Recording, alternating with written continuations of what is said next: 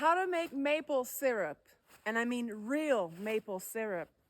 Well, for many reasons, we should all know the process of making maple syrup. Not only does it connect us to our heritage and to nature, but maple syrup is the best sugar that your body can transform and use. So if you care about your health, it's another good reason for consuming more maple syrup. So here's the material and equipment that you need. First of all, you're gonna need a real sugar maple tree.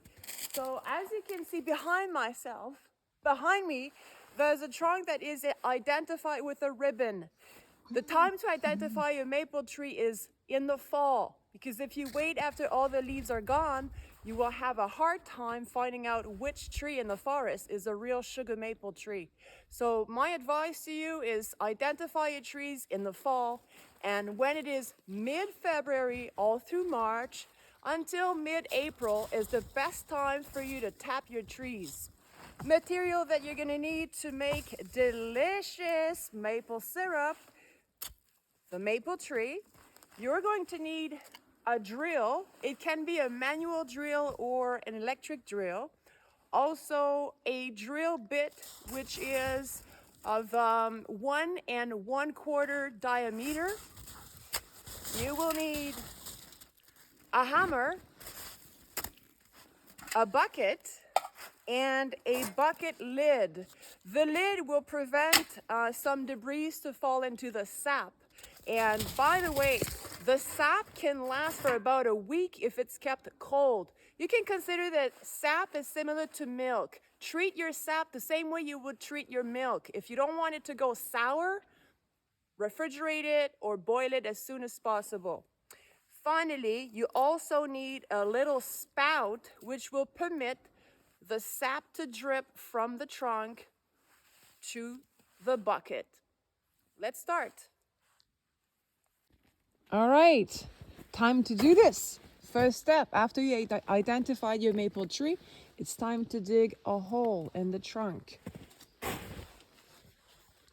with the drill.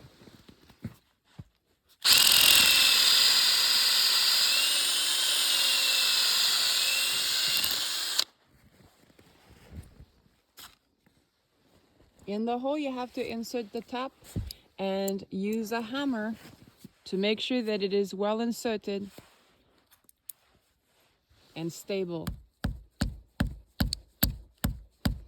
If you can tap it at an angle, it's better for the dripping. Now it's time to hang the bucket under the spout. First step. Yes, that's good. And then fix the lid over the bucket.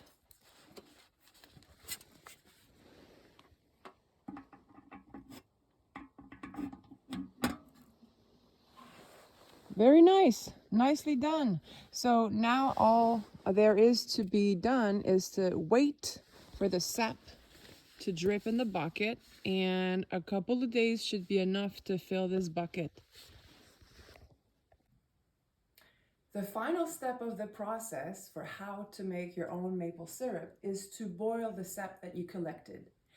The sap contains 98% of water and 2% of sugar only. That's why you need to collect a lot of sap to make a little bit of maple syrup. Specifically, you need to gather and boil 40 liters of sap to make only 1 liter of maple syrup. But you know how this liquid is precious to us Quebecers and all the Canadians and everyone in the world, so why not be patient enough?